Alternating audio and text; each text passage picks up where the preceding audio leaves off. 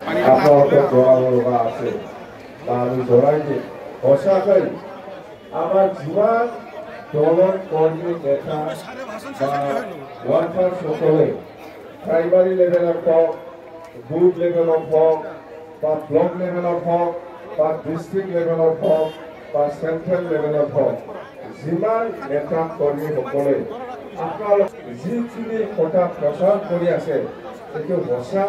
আৰু আমি সৰকাৰ বনোৱাৰ পিছত 100% আমি কাম কৰিম। এইটো কি কথা যেনেবা আমি 120 যুৱক যুৱতী সকলৰ কাৰণে আমি ব্যৱহাৰ কৰিম। সকলো জাতি জনগোষ্ঠীৰ কাৰণে যিসকলৰ লগত মাটিৰ পাত্তা নাই সেইবিলাক আমি মাটি প্ৰদান কৰা আৰু গৰিব শ্ৰেণীৰ লোকসকলৰ কাৰণে